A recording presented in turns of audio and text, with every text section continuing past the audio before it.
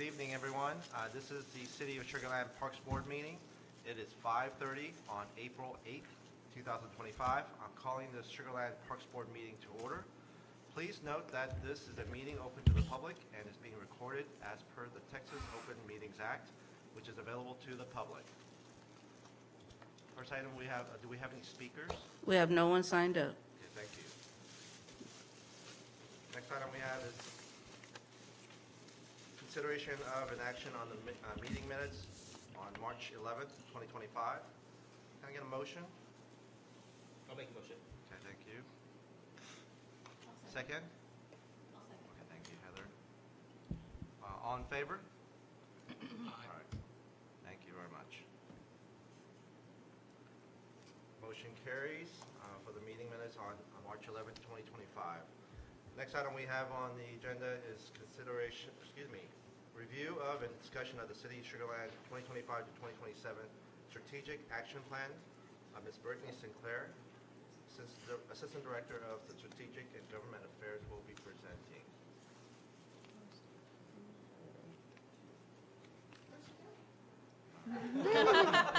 Disappeared. Oh, no. Hey, Kelsey. Oh, I did that I last wanted the time. same. Too efficient. Hi, Ms. Sinclair. Hello, everyone. Okay, I'm hoping that Kimberly introduced me. If not, I'll introduce myself. Hi, everyone. My name is Kiara Dobbins. I am the Strategic Initiatives Manager for the Department of Strategic and Government Affairs, and I'm here today to present to you all over our city strategic plan for the next 3 years. So for a little background on how we got to this point, we started in May of last year with the request for qualifications process. Through that, we ended up receiving 13 bids of different consulting companies that wanted to work with us. We selected Future IQ as our strategic planning consultant. They've worked with a lot of cities that are comparable to ours. From that RFQ process, we then moved into the planning process phase. That lasted from July to December. And in that phase, that's where we really sat down and understood what does our stakeholder engagement phase look like? What are the different things that we want to make sure that we include in the strategic plan? Through that, we operated on 3 different principles. The first one being future-oriented, ensuring that the conversations that we had and the different strategy development was centered around Sugar Land's future, planning not just for today, but tomorrow as well. Being data-driven, ensuring that the decisions that we made weren't just gut feelings, they were actually built on the data that we received. And lastly, being people-focused, ensuring that the final product of a strategic plan was reflective of the different perspectives within our community. So with that, we had a lot of different engagement efforts, the first notable one being the think tank workshop. That was an opportunity for stakeholders to get together and just discuss what does the future of Sugar Land look like? What are our priorities? We then honed in on those insights and had stakeholder focus groups. We were also at the Small Businesses Networking event at Tow Yard. We connected with different patrons at the farmers market. We had some really cool experiences with the Fort Bend ISD GT students, as well as U of H college students. We also had update meetings to just update stakeholders on where we were at in the process and validating some of the feedback that we had got so far. And lastly, we had a stakeholder survey that ran from September to November. And by the time it closed, we had over 1,000 responses, ensuring that it was statistically valid for the size of our population. So diving a little bit into the elements of the strategic action plan. First, we made sure to include an overview of the stakeholder engagement data. That was really important to us because we wanted to show where we came up with our all-in initiatives, which are basically our priorities of different things that we're going to focus on. We also included the strategic outcome areas and the emphasis of our vision of being a trailblazing city, which I will talk about in the next slides. So of course, our city's vision is we are trailblazers, relentless in our pursuit of good so that our employees, residents, and businesses can enjoy a life better than they can even imagine. That is kind of our goal of what we're trying to achieve, and that's what our strategic plan is helping guide us towards. it's also what influences our city's strategic outcome areas. These are the goalposts that were set forth by council in 2021. These are the different things that we are going to achieve when we achieve our city's vision. Our finances will be strong and viable. Our community is safe and secure. Our economy is thriving and vibrant. Our culture is dynamic and fun. People here are welcoming, want to come here and be engaged. Our government is respected and influential. Our transportation is connected and convenient throughout our city, and our infrastructure is sustainable and resilient for the future. So the biggest things that have come out of our city's strategic plan is our 5 new all-in initiatives. These are our city's high priorities and what we are going to focus on for the next 3 years.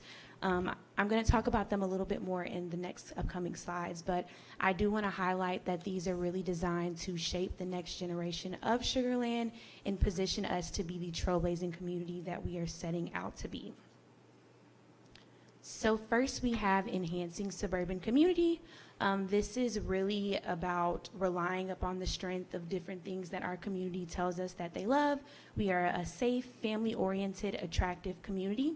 So this is really about relying upon our fostering celebrations of different cultures. We are an extremely diverse community and we want to rely upon that strength, expanding different destination opportunities for everyone that they can enjoy, building stronger community connections, and continuing to provide the quality family infrastructure that, again, our community says that they enjoy. Next, we have boosting community reputation. The first objective on this one is about developing that updated value proposition statement of us being an innovative and trailblazing community.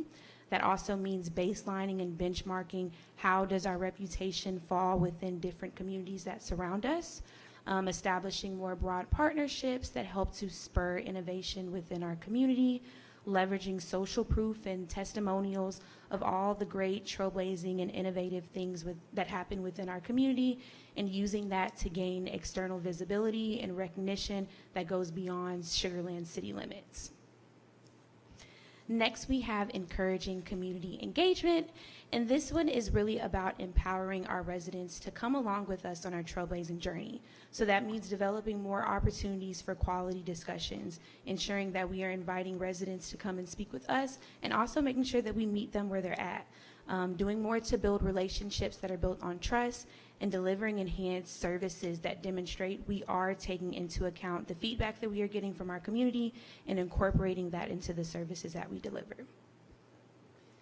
Next, we have fostering sensitive redevelopment. This is not a new concept. This is something that we are going to continue to focus on since it is such a high priority for us. This is about fostering the environment for commercial and residential redevelopment to occur within our community, creating more forward-looking housing strategies that are going to adapt with our evolving needs, preparing key sites such as Imperial and Lake Point for redevelopment, building different partnerships with innovative developers within our community, and lastly, continuing to communicate the value proposition of why redevelopment is so important to our community's growth and relevancy. And then lastly, we have economic growth.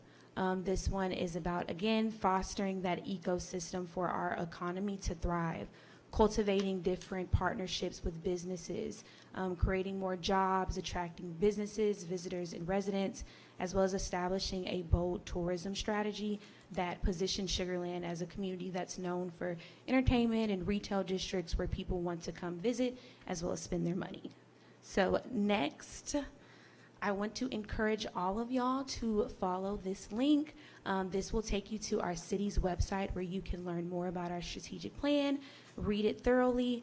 We also are sending out quarterly newsletters that will have updates about all the work that we're doing for the strategic plan, as well as different engagement opportunities that we have coming up. We also have a idea board where you can submit a trailblazing idea of different things that you want us to consider. So we really just hope that you all stay engaged and informed and come along with us on the journey of implementing the strategic plan. So with that, do y'all have any questions for me? Anyone? Questions, comments? I know I went through that fast. I'm a little nervous. So do you have anything? I do have a question. So, as the plan being developed, when is it, you might have said this, but I didn't catch it, when is it going to be finalized? So it's already been finalized. It was adopted by City Council in February. So we're starting the implementation phase of making projects and starting to work on them. Are there opportunities for updates as the years progress into the 2027?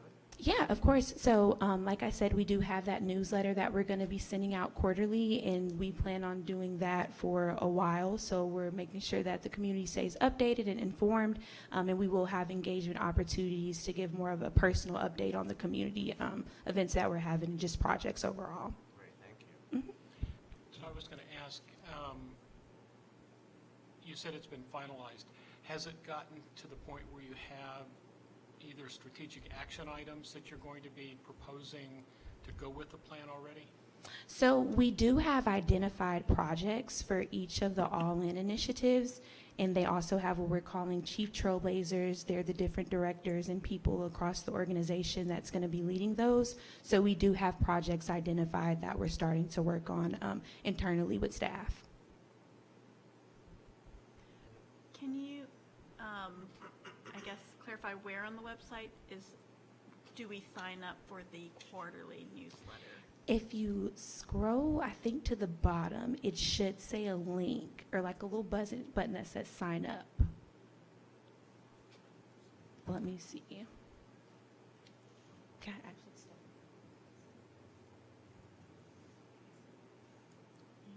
You see it?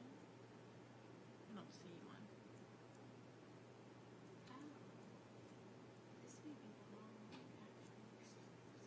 Maybe I went to the wrong spot. No, it's not you. I think this is linked to the wrong link. Okay, so it's actually, if you click on, Yeah, we're under vision mission. so you see those three lines at the top left? Okay. Does it say all in initiatives? Oh, there is something at the bottom that says all in. If you go back here, all in initiatives are at the bottom. wait. Right here. Yeah, so if we scroll all the way to the bottom, it's gonna be, okay, so. Stay informed. It should be, this is. Track our progress. Visit the Yeah. portal. Stay informed. Sign up for email updates. It's this one, it's the sign up. Sign up for email updates. Email sign up form. Yeah, and if you put in your email, you'll be on our listserv to receive it every time we send it out. I think our next one's gonna go out in July. So for anyone else, it was under the all-in initiatives. Yes. If you go to all-in initiatives, if you use that link, go to all-in initiatives, and then if you scroll down, you'll see sign up for email And updates. I can send probably out a better link to get, can I send that to you? Yeah, send that to me and we can send it. Yeah, and I can send that to y'all so you don't have to go through the rigmarole of finding that. Sorry about that. Thank you so much. Yeah. Any other questions, Is that- comments, questions? All right. Thank you so much for your presentation. Thank y'all. Thank you. All right. Next item we have on the agenda is consideration of an action on the recommendation for the Fort Bend Hike for Hope Volunteer Planning Committee for fee exemption appeal for city facilities use to the city manager. Ms. Brianna Williams, Assistant Director of Parks and Rec, will be. Congratulations, huh? I didn't notice that. Thank you. Congratulations, by the way, yeah. She'll be presenting to it. Thank you. Alrighty, everybody. Hello. Today we will be going over an appeal for the Fort Bend Hike for Hope. It's going to be this weekend, Saturday, April 12th, right here in Brazos River Park. To provide some background context, the Parks Board approved the foundation fees, the exemption policy in 2025. City Council also approved the city ordinance fee exemption in January of 2026. And now the criteria for a fee exemption is these 5 different steps. They must be Internal Revenue Service tax exempt entity. They also must reside or have a P.O. box in the city of Sugar Land. They must demonstrate that a minimum of 51% of the memberships reside in Sugar Land. And they must have organizations have a charitable purpose. and they must demonstrate that the fundraiser has an express benefit for its Sugar Land residents. The Fort Bend Hike for Hope submitted their fee exemption paperwork for their event and was denied for the following reasons. Their organization's address is in New York. That's where they reside. It's a national membership, so most of them are not Sugar Land members. We do have a local Southeast chapter, just FYI, and most of the people that are on the board for this organization do reside in the city of Sugar Land. So right now, we're here today because pretty much we have to, they've submitted a request, and you guys have the letter in your packet that shows that they would like to appeal. After our Parks Board hears from them today, which I will invite them up, we'll call for a vote. Before I invite them up, I do want to go ahead and list out a couple of key facts here. This is their third annual event here in Sugar Land. This isn't the first time you've seen them here in front of you guys for an appeal. The first one was held in 2023. The walk is free for participants. They do collect donations only.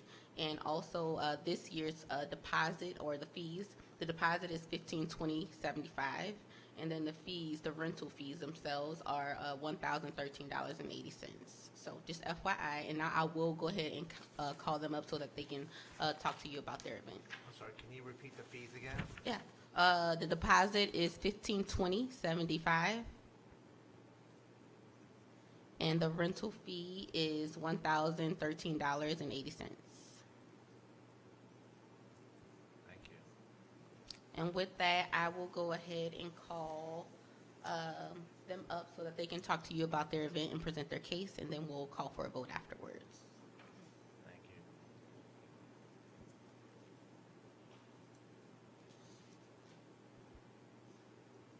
Hi, good evening. I'm Dana Williams, one of the founding committee members for the Fort Bend Hike for Hope.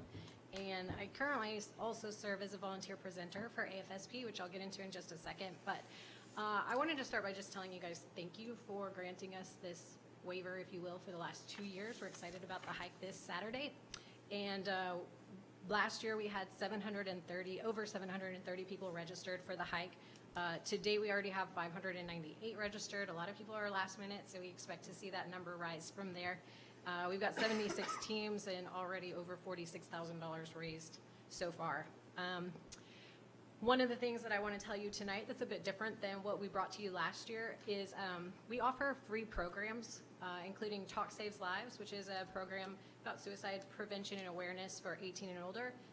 It's Real, which is for middle school and high school students, and Healing Conversations, which are one-on-one, like a single event where somebody who has lost somebody to suicide can meet with somebody who has been through that before and just have a healing conversation. And all of those programs are currently happening here in our city, which is exciting. Those programs are gaining traction and they're spreading into Fort Bend County. So I've actually presented Talk Saves Lives for parents and counselors at Clements High School, for parents and counselors at Garcia Middle School, for the entire staff on a teacher workday at Stephen F. Austin High School, which I think was a really good call on that, whatever administrator chose that. And so it's really exciting to see that.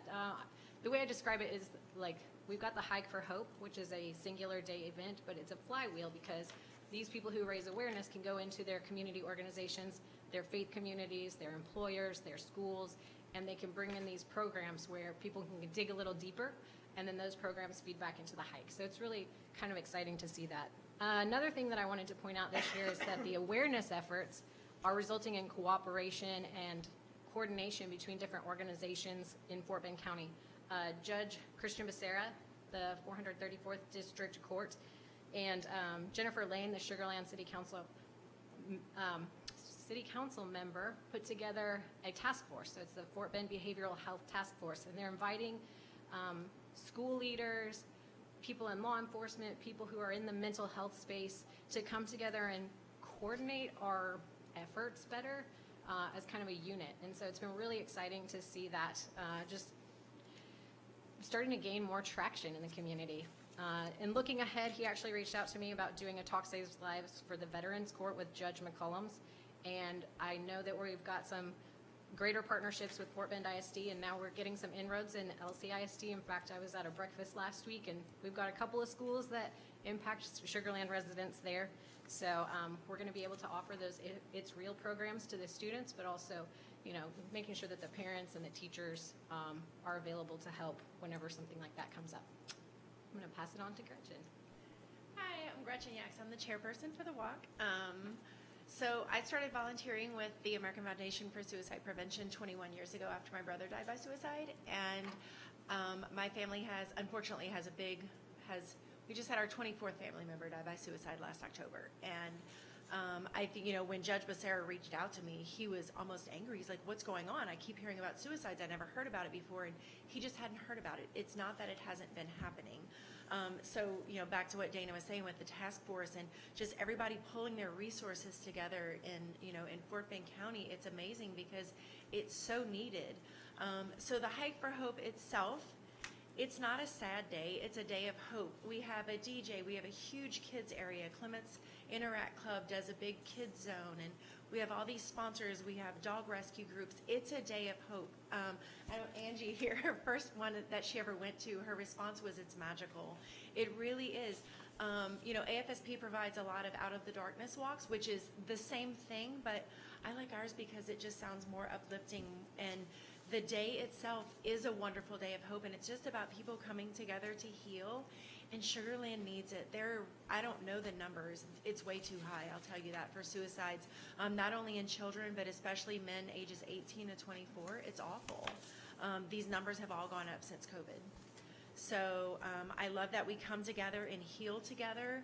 People that have been affected by suicide or any mental health issues within their family, we just all come together and heal together, and it's wonderful. And I'm so proud to be in Sugar Land and to be able to do this for strangers who have become friends. And I look forward to lots and lots of hugs from all of these people on Saturday. And I'm a hugger.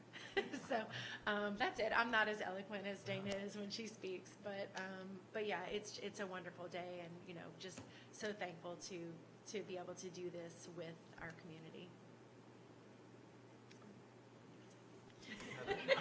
I Thank you. curtsied.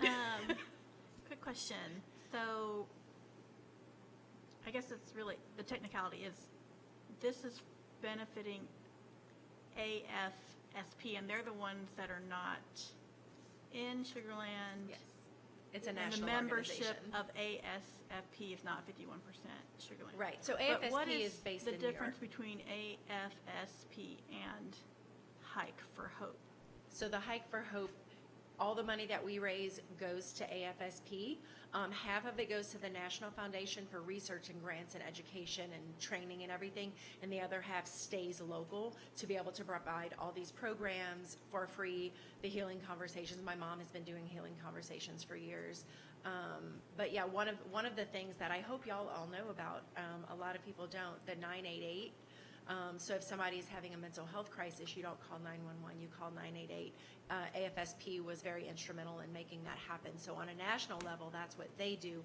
But we raise money, and that they allocate it where they want the funds So to go. the event is called Fort Hike for Hope. Bend. So it's just the name of event, but Yes, it's just an event. for Yeah. AFSP. And it's put on by like a group of volunteers. Yeah, we're just Yeah, so volunteers. Yeah. your planning committee is Yes. in Greatwood. Okay, and this is the second annual or the Third. third annual? Okay, this one said second annual, but okay. Yeah. I have a question. Now, really for Brianna. Oh. Now, you mentioned that the deposit is $1,520, $1,520 and some change, and the rental fee is $1,013. Correct.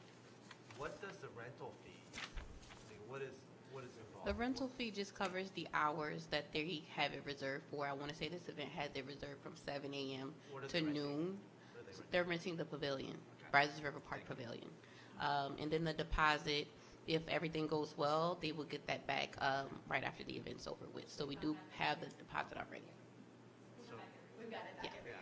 yeah. So the rental is, the pavilion is the rental fee, is $1,000, a little bit over $1,000. And the deposit is $1,500. Just to What does the clarify. deposit cover again? What's the The deposit? deposit just covers us for any damages or anything like that. They typically get it refunded back right after the event is over. Okay. Comments or questions? Well, I from was going to anyone? ask, to piggyback what, do I need this? Yeah. Hi.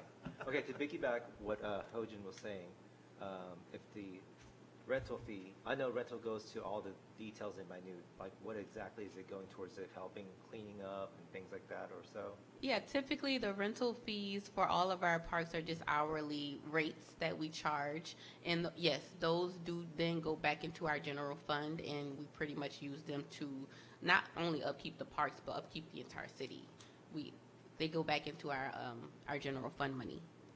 I just want to consider that. Any other comments or questions from the board? Really? I just want to say thank you. I teach high school, and we do several different things dealing with mental health. And we have a crisis team that comes in when something has happened on a tragedy of some sort.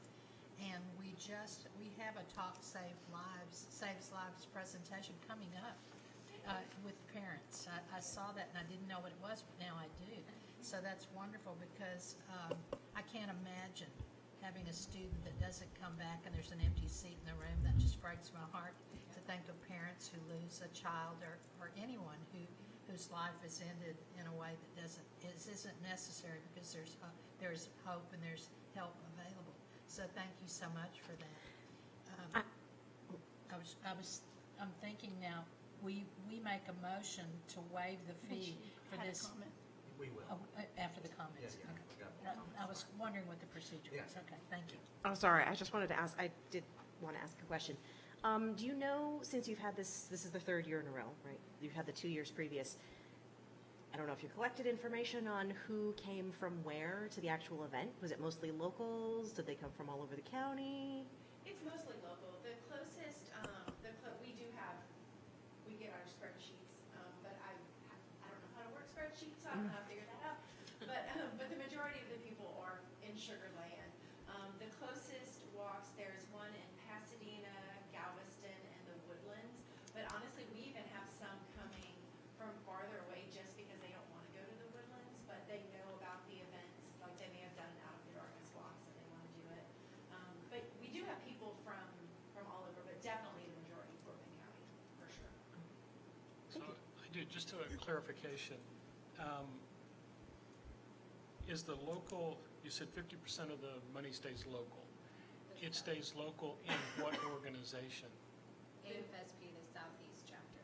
Southeast Texas chapter. Yes, thank you. Okay, so effectively, even though the address is New York, there is an AFSP of Southeast chapter, Yes. which is based where? They meet in Houston, but several of the members live in Sugar Land. Okay, One in Katy, one in the Woodlands, so one in Beaumont. Okay. So, all right. And the walk is in the Brazos River Park, and that's where it's Saturday. okay. Yeah, I mean, I'll just comment. They met the requirement for 1, 4, and 5, which 5 is must demonstrate the fundraiser is for the express benefit of Sugar Land residents. 2 and 3 really is kind of like the technicality where the organization is. Yeah, it's the organization's chapter location. Yeah, but this committee is all from Sugar Land Right. that's hosting this event, so. Yeah, just kind of Okay. also note that we, as the board, did approve the exemption last year. I mean, not that that's going to take an influence, but just wanted to kind of let you all know that. So, I remember. any other questions or comments? Okay, so with that said, I mean, do we need y'all have any further things to say? I'm going to go ahead and ask for a motion then, if that's okay. I make a motion Okay. that we actually give them the exemption that they're asking for. I don't know how to word that. And I'll second it. Okay, Joan, Sunny, thank you so much. So all in favor? All right. Motion carries. Thank you very much. Thank you, ladies. Appreciate it. hope to see y'all. Have a good event on Saturday. Let me get an address here. Yeah. Thank you so much for that. So, Yeah. all right, so with that said, we will go into the next item, which is the Director's Report. Ms. Kimberly Terrell, Director of Parks and Rec, will be presenting. Howdy, good afternoon. Hi. So much going on, so much in your, actually in your report. Many more pictures than I will show here and that I will discuss here, but happy to, as always, answer any questions at the end. Always want to start first by highlighting the efforts of our parks maintenance team. They are always out there working hard. Most of the time, we don't get pictures of everything they do, but we do try to show y'all some of the sort of the more the less ordinary things that they do and some of the bigger projects they've got going on. So in some of these pictures, we've got electrical box repair. This is some effort to, it's like, okay, there's a problem, it keeps getting damaged, like what can we do to stop it from getting damaged? Let's, is the definition of insanity, doing the same thing over and over again, expecting a different result. This is fixing that thing so it stops being damaged. In the other pictures, we've got some major mainline issues, some water lines, fixing those. We've got some signage install. We've got a pickleball court that actually Public Works is helping us with at City Park, and so we're helping them help us kind of prep the area for that pickleball court. We're saving some money by working together as different departments and handling some of the prep work before it goes in instead of the contractor handling all of it. So that's really helping us work together and be efficient for the benefit of the city. So excited about that. If you're familiar with City Park, it's in the area next to the playground, kind of adjacent to the school right there is where those pickleball courts are going to go. And then we've got a staining project underway of all of our wooden park benches and park tables and really making them look excellent and last longer. We've had some of these picnic tables and some of these benches and things in there for years and years and years, and all of that is thanks to the upkeep from our maintenance team and making sure they are all looking and performing very well. Wildflower seedings, if you've been to Brazos River Park lately or in that area, you may have seen some of our wildflowers. This is, as we've said multiple times, Fung Lin, she has a passion for wildflowers, and her vision, and we share the vision as a department, is to make it so you don't have to leave Sugar Land to take your wildflower pictures. Like if you're from Texas, you got pictures of your kids or you in wildflowers somewhere. We don't want you to have to drive off to the hill country or anything to do that. We want you to stay right here in Sugar Land. So we've been working very hard, Fung Lin leading volunteer efforts with folks to do wildflower seedings, et cetera. Other volunteer efforts we have that are going on really continuously, but right now are park cleanups. We always have park cleanups going on. If you've ever got folks that want to help and do a park cleanup, there's a place on the website to sign up for that. We had so many requests. Fung Lin has worked with our volunteer folks to make it easy for people to do good in the community. So park cleanups, we've got wildflower seedings, butterfly garden maintenance always, right? We work with our volunteers to do all of that maintenance out there in the butterfly garden. So we really appreciate our volunteers in this department. Park at the Levee, Lid 10 has contributed funds. Park at the Levee is in River Park. It's kind of tucked back a little bit. When this development, the newer development in River Park built, they had to do some parkland dedication. So this is building out that parkland that was dedicated. So there's some additional trails and amenities and some pickleball courts and some of those things. So that is under construction right now. The city, of course, even though it's not funded by the city, we are involved in all of the permitting and design review, et cetera, for those construction plans. Spring break, it seems like forever ago now, but we had some spring break camps. One of those was a basketball camp that was led by the National Basketball Academy. And then summer youth camps, I think it's too early to start talking about camps, but apparently it's not. We are actually ahead of schedule in our, we're better, we have more registrations than we did this time last year so far for our summer youth camps. So I think we've got 15 summer youth camps that will be going on throughout the summer. So we are excited about those and the partnerships that we'll have with those. So this is with Checkmate and Charcoal. So We had done for several years Chess Fest, which was in Town Square. This year, we transitioned the event to indoors, which was great because the weather was a little bit crummy and iffy last Saturday. We transitioned this to the T.E. Harmon Center, and we're actually partnering with our farmers market and some of the synergy there. So we had our first annual Checkmate and Charcoal. It's called Checkmate and Charcoal because we had a barbecue truck there supporting the efforts of the folks that were participating inside. We had booths from folks. We had free play. We had competitions. We had a simul competition, which is really interesting. If y'all that know chess know what this is, but I was new to some of these things. So a simul's where you have a whole bunch of, there's a grand master that's playing, he would be playing like all of you. He would go down the line and play a move with all of you. It's to me it's insane. I can't even fathom that level of expertise. So always very impressed. But that was a really great event. Face painting, public, definitely a public event, but also, had registrations for competitions and got to award some folks some points there towards their mastery of chess. The Senior Center Billiards Tournament, we had a great turnout for this. I think we had 24 competitors, so it was a very heated match, very heated play of billiards.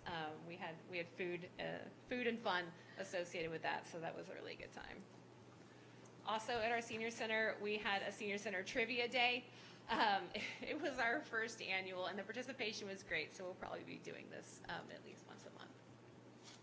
And then we had our spring garden swap. We had about 22 people come and participate in that.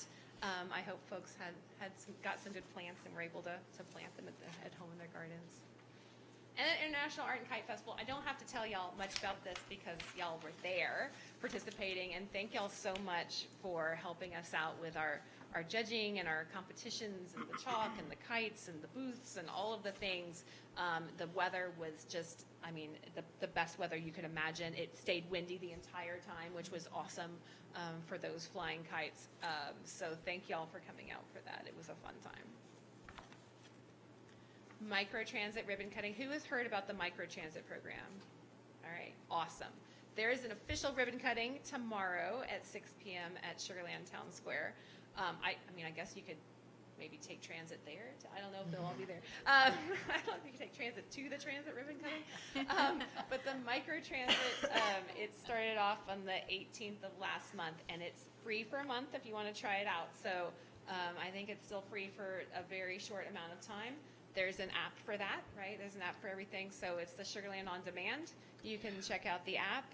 You can also, if you want to, just call them if you want to pick up. But I haven't used it yet. But a lot of our seniors are making really good use of it, which is great because those are some of the folks that we want to make sure that we're targeting and provide better access to our services in our community. So really excited about that. They the vehicles themselves kind of you'll see them, they stay behind the senior center when they're not in use. So I see them out there and our seniors see them, but it's great. We've had really, really good feedback so far, so we're really excited about the program. And then Bikes and Brews and the Pump Track World Qualifier. So this will be our second year to host the Pump Track World Qualifier.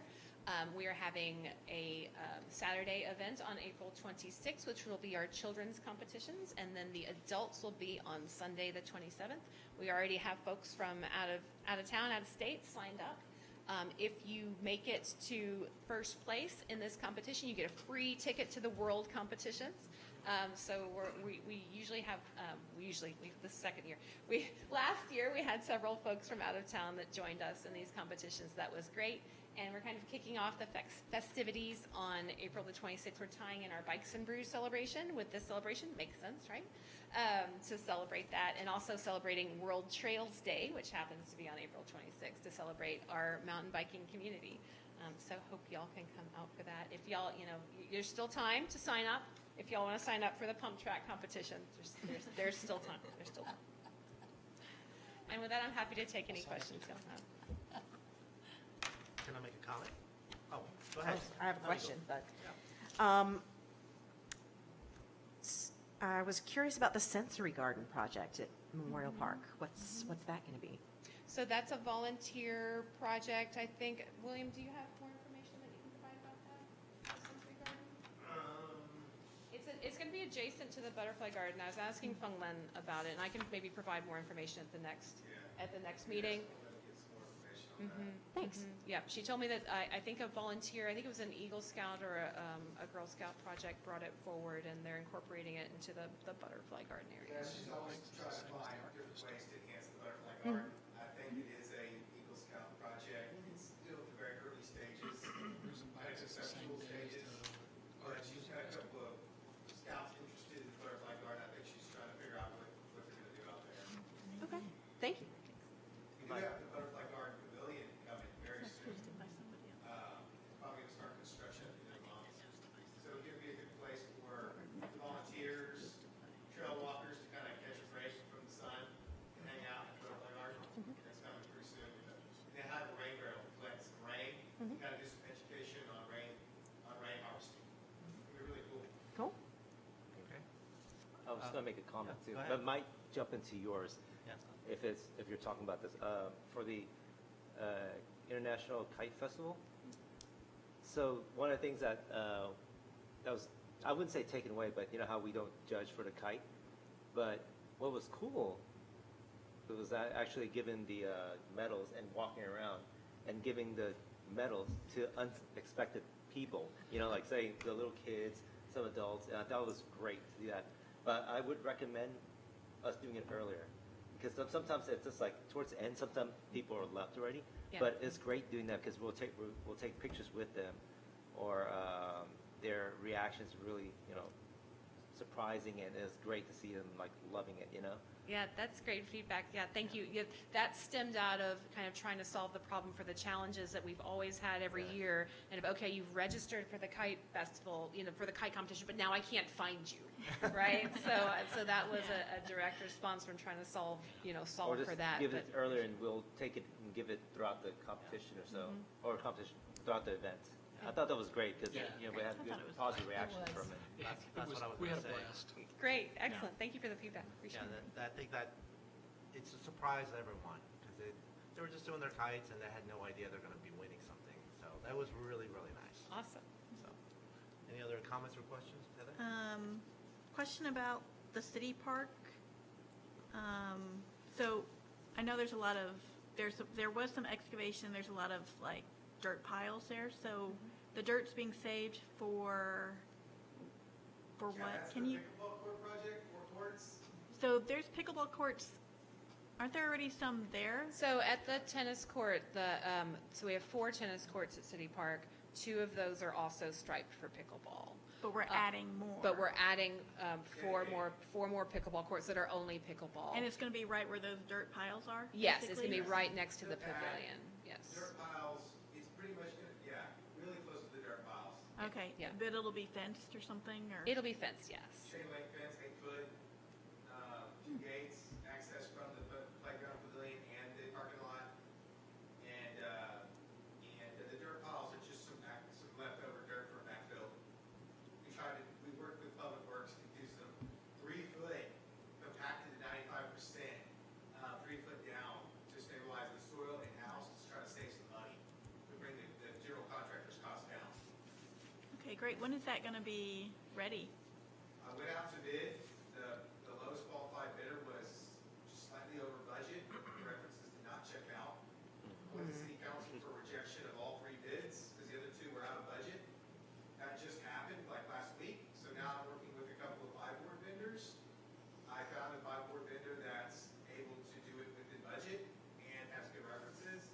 And I'm proceeding to legal with review of that, get a contract, and then go to city council. As soon as I go to city council, we can start getting the contract going and hopefully get them started We're hoping by this summer. this summer. Yes.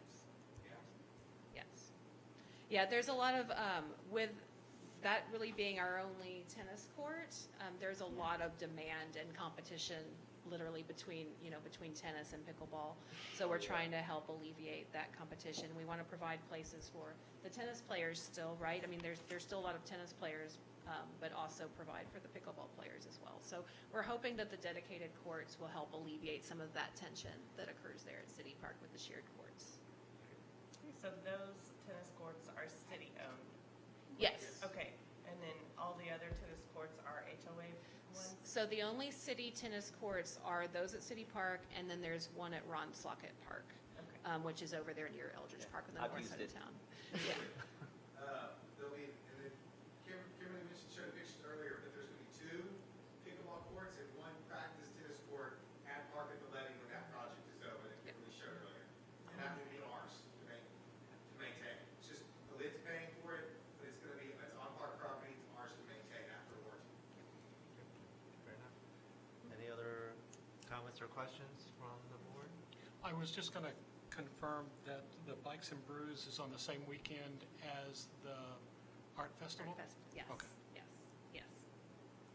And Art Fest is not run by the city, it's run by Cultural Arts, right?